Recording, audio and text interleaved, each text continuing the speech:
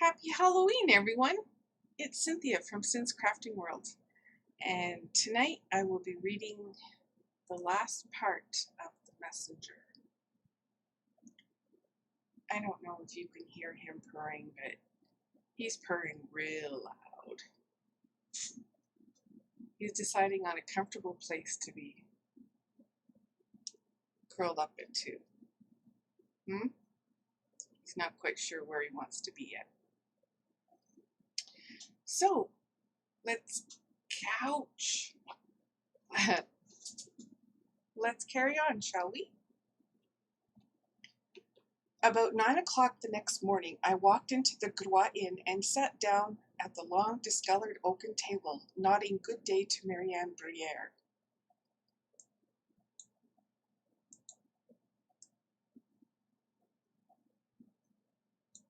Who, in turn, bobbed her white coif at me. "My clever Banalek maid," said I. "Was it good for a stirrup cup at the ECBUY Inn?" "Schist," she inquired in Breton. "With a dash of red wine, then," I replied. She bought the delicious creme brulee cider, and I poured a little Bordeaux into it. Marianne watched me with laughing black eyes. "What makes your cheeks so red, Marianne?" I asked. "Has Jean-Marie been here?"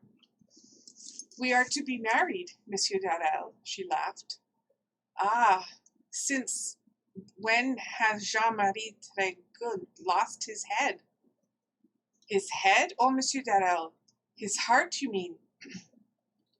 "So I do," said I. "Jean-Marie is a practical fellow." "It is all due to your kindness," began the girl, but I raised my hand and held up the glass.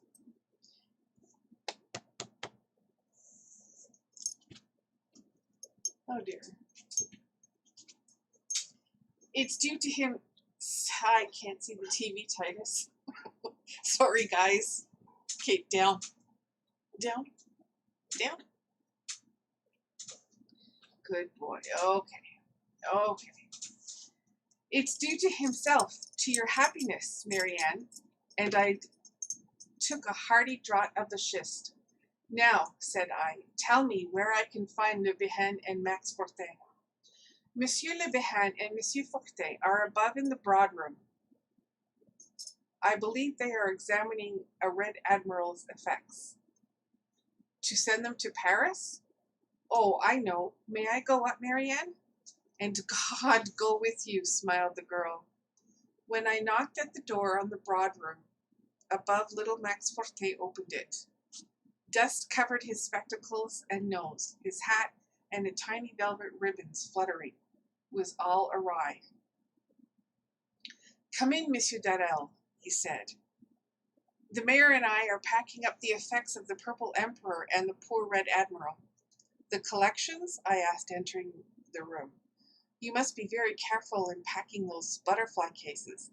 The slightest ajar might break wings and antenna, you know." Le Bihan shook hands with me and pointed to the great pile of boxes. "They're all cork-lined," he said, "but Fortin and I are putting felt around each box. The Entomological Society of Paris pays the freight." The combined collections of the Red Admiral and the Purple Emperor made a magnificent display. I lifted and inspected case after case set with gorgeous butterflies and moths, each specimen carefully labeled with a name in Latin. There were cases filled with crimson tiger moths all aflame with color, cases devoted to the common yellow butterflies, symphony orange and pale yellow, cases of soft gray and dun-colored sphinx moths, the cases of the garish nettle-bred butterflies and the numerous family of Vanessa. All alone in that great case by itself was pinned the Purple Emperor. The Apatura iris, that fatal specimen that had given the Purple Emperor his name and quietus. I remembered the butterfly and stood looking at it with bent eyebrows. Le Bihan glanced up from the floor where he was nailing down the lid of a box full of cases. "It is settled then," he said, "that Madame your wife, ow, Titus, gives the Purple Emperor's entire collection to the city of Paris?" I nodded.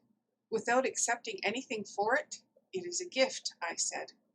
"Including the Purple Emperor there in the case? That butterfly is worth a great deal of money," persisted Le Bihan.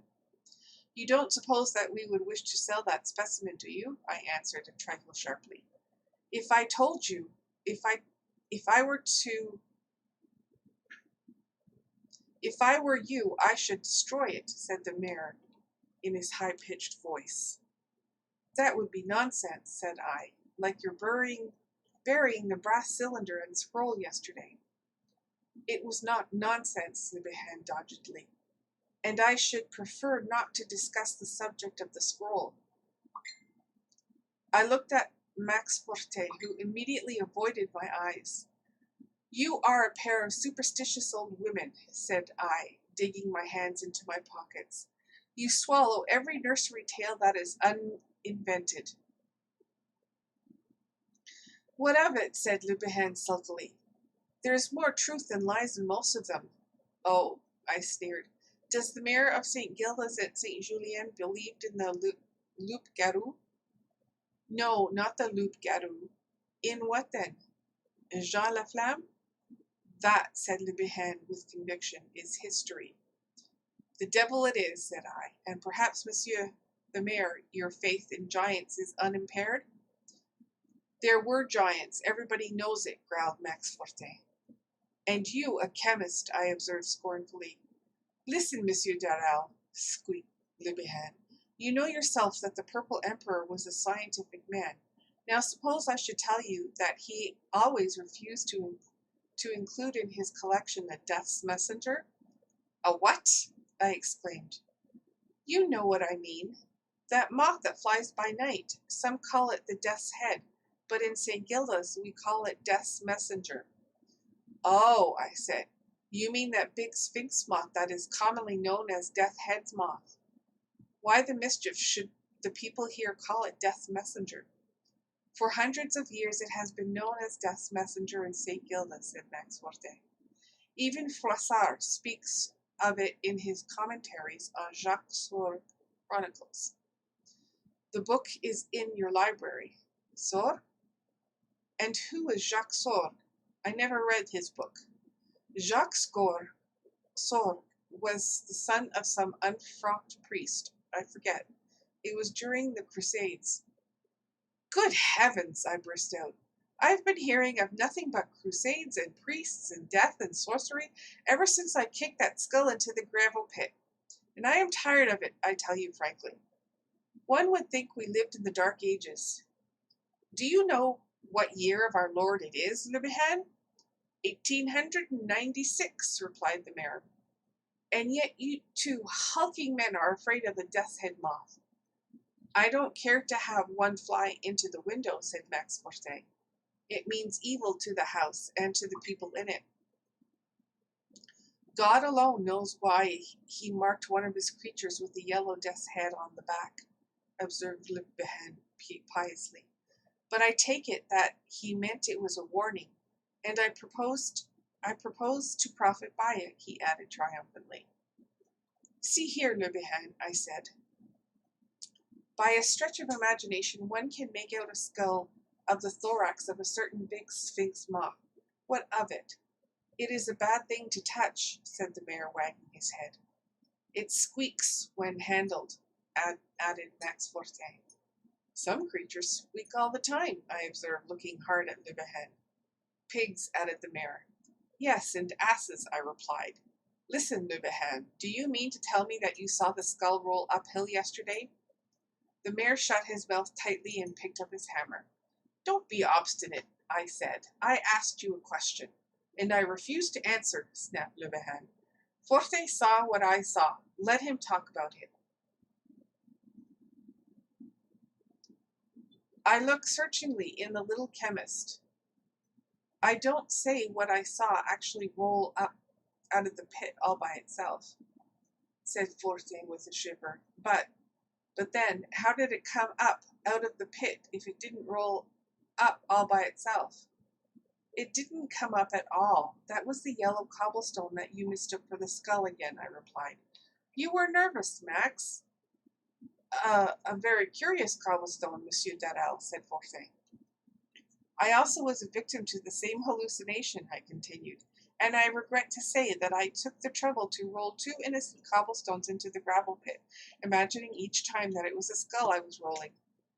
It was, observed Le Bihan with a morose shrug. It just shows, said I, ignoring the mayor's remark, how easy it is to fix up a train of coincidences so that the results seem to savor the supernatural. Now, last night my wife imagined that she saw a priest in a mask peer at the window. Forte and Le Bihan scrambled hastily from their knees, dropping hammer and nails. What? What's that? Demanded the mayor. I repeated what I had said. Max Forte turned livid. My God, muttered Le Bihan, the black priest is in St. Gilda's. Don't you know the old prophecy? Stammered Forte. Froissart quotes it from Jacques Sour. When the black priest rises from the dead, St. Gilda's folk shall shriek in bed. When the black priest rises from his grave, may the good God St. Gilda save. Artistide Le Bihan, I said angrily, and you, Max Forte, I've got enough of this nonsense. Some foolish lout from Benelec has been in St. Gilda's playing tricks to frighten old fools like you. If you have nothing better to talk about than nursery legends, I'll wait until you come to your senses. Good morning. And I walked out, more disturbed than I cared to acknowledge to myself. The day had become misty and overcast. Heavy, wet clouds hung in the east. I heard the surf thundering against the cliffs, and the gray gulls squealed as they tossed and turned high in the sky. The tide was creeping across the river sands, higher, higher. I saw the seaweed floating on the beach, and the lacon springing from the foam, silvery like white, thread-like flashes in the gloom. Curlew were flying up the rivers in 2s and 3s. The timid sea swallows skimmed across the moors towards some quiet, lonely pool, safe from the coming tempest. In every hedge, field birds were gathering, huddling together. Ah, no.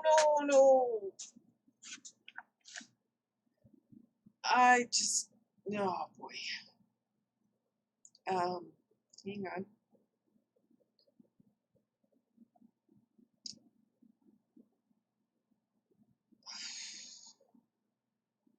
Titus put his paw on the space bar and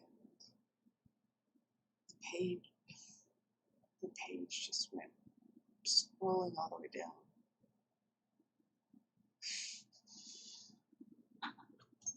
So now I need to find my place again.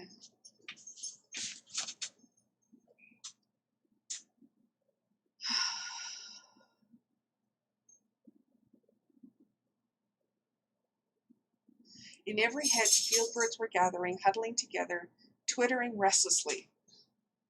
When I reached the cliffs, I sat down, resting my chin on the clenched hands.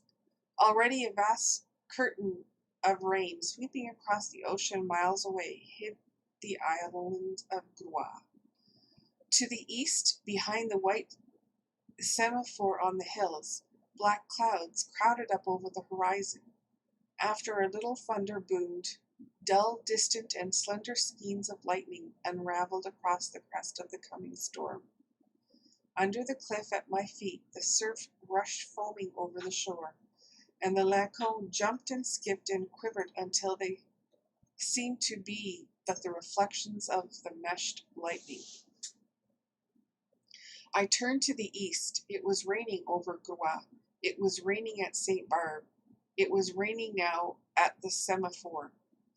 High in the storm whirled a few gulls pitched. A nearer cloud trailed veils of rain in its wake. The sky was spattered with lightning, and thunder boomed.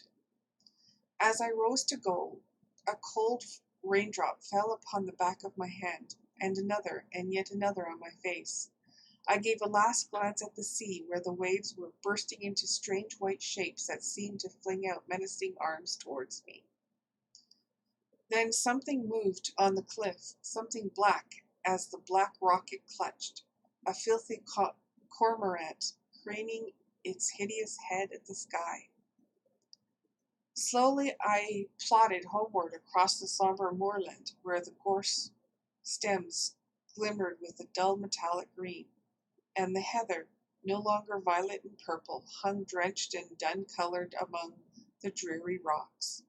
The wet turf creaked under my heavy boots, the black thorns scraped and grated against knee and elbow. Over all lay a strange light, pallid, ghastly, where the sea spray whirled across the landscape and drove into my face until it grew numb with cold. In broad banks, rank after rank, billow on billow, the rain burst out across the endless moors, and yet there was no wind to drive it at such a pace. Liz stood at the door as I turned into the garden, motioning me to hasten, and then for the first time I became conscious that I was soaked to the skin. "However in the world did you come to stay out when such a storm threatened?" she said. "Oh, you are dripping. Quickly, go and change." "I have laid your warm underwear on the bed, Dick." I kissed my wife and went upstairs to change my dripping clothes for something more comfortable. When I returned to the morning room, there was a driftwood fire on the hearth, and Liz sat in the chimney corner embroidering. "Catherine tells me that the fishing fleet from the Lorient is out. Do you think they are in danger, dear?" asked Liz, raising her blue eyes to mine as I entered. "There is no wind, and there will be no sea," said I, looking out of the window. Far across the moor I could see the black cliffs looming in the mist. "How it rains," murmured Liz. "Come to the fire, Dick." I threw myself on the fur rug, my hands in my pockets, my head on Liz's knees. "Tell me a story," I said. "I feel like a boy of 10. Liz raised a finger to her scarlet lips. I always waited for her to do that. "Will you be very still then?" she said. "Still as death." "Death," echoed a voice very softly. "Did you speak, Liz?" I asked, turning to see so that I could see her face. "No, did you, Dick?" "Who said death?" I asked startedly. "Death," echoed a voice softly. I sprang up and looked about. Liz rose too, her needles and embroidery falling to the floor. She seemed about to faint, leaning heavily on me, as I led her to the window and opened it a little way to give her air. As I did so, the chain lightning split the zenith. The thunder crashed, and the sheet of rain swept into the room, driving with it something that fluttered, something that flapped and squeaked and beat upon the rug with soft, moist wings. We bent over it together, Liz clinging to me, and we saw that it was a death's head moth drenched with rain. The dark day passed slowly as we sat beside the fire, hand in hand, her head against my breast, speaking of sorrow and mystery of death. For Liz believed that there were things on earth that none might understand, things that must be nameless forever and ever until God rolls up the scroll of life and all is ended. We spoke of hope and fear and faith and the mystery of the saints. We spoke of the beginning and the end, the shadow of sin, of omens, and of love. The moth still lay on the floor, quivering its somber wings in the warmth of the fire, the skull and ribs clearly etched upon its neck and body. "If it is the messenger of death to this house," I said, "why should we fear, Liz?" "Death should be welcome to those who love God," murmured Liz, and she drew the cross from her breast and kissed it. "The moth might die if I threw it out into the storm," I said after the silence. "Let it remain," sighed Liz. Late that night, my wife lay sleeping, and I sat beside her bed and read in the Chronicle of Jacques Soler. I shaded the candle, but Liz grew restless, and finally I took the book down into the morning room, where the ashes of the fire rustled and whitened on the hearth. The death's moth lay on the rug before the fire where I had left it. At first I thought it was dead, but when I looked closer I saw the lambent fire in its amber eyes. The straight white shadow it cast across the floor wavered as the candles flickered. The pages of the Chronicle of Jacques Sorgue were damp and sticky. The illuminated gold and blue initials left flakes of azure and gilt where my hand brushed them. It is not paper at all. It is thin parchment, I said to myself, and I held the discolored page close to the candle flame and read, translating laboriously. I, Jacques Sorgue, saw all these things, and I saw the black mass celebrated in the chapel of St. Gildas on the cliff. And it was said by the Abbé Sorgue, my kinsman, for which deadly sin an apostate priest was seized by the most noble Marquis of Plougastel, and by him condemned to be burned with hot irons until his seared soul quit its body and fly to its master the devil.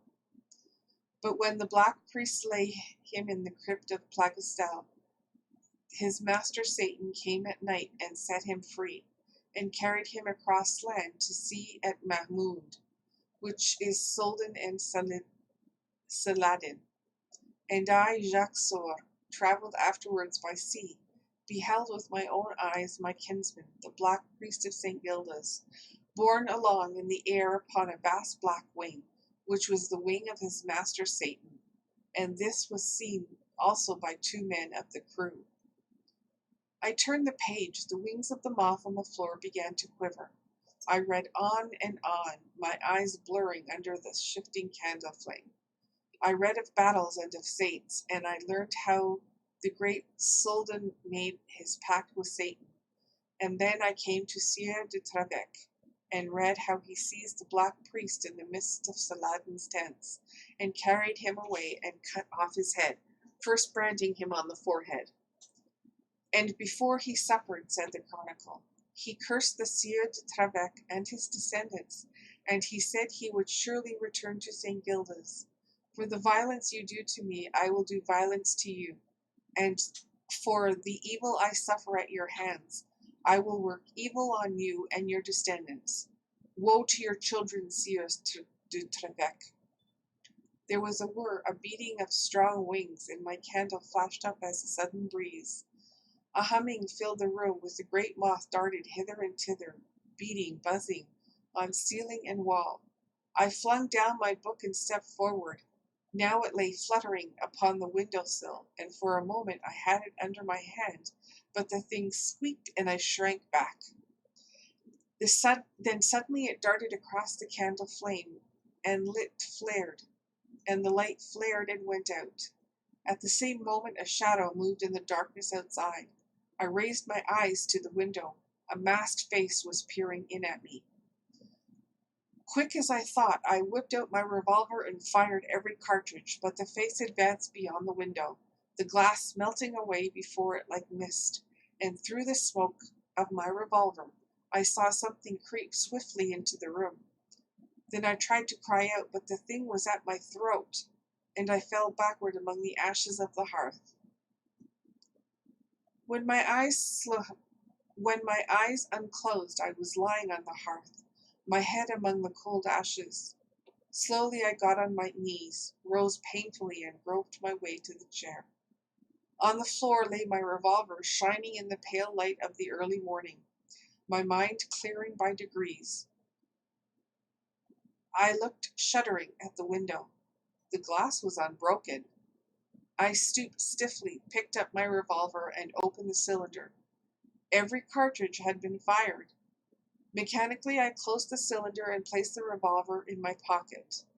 The book of the Chronicles of Jacques Sorgue lay on the table beside me, and as I started to close it, I glanced at the page. It was all splashed with rain, and the lettering had run, so that the page was merely a confused blur of gold and red and black. As I stumbled toward the door, I cast a fear glance over my shoulder. The death's head moth crawled shivering on the rug. And that is the end of part 3. I shall leave part 4 for the next time. I hope you enjoyed it. Has something happened to his wife? Or was it all just a dream? Thanks for listening, everyone. Happy Halloween!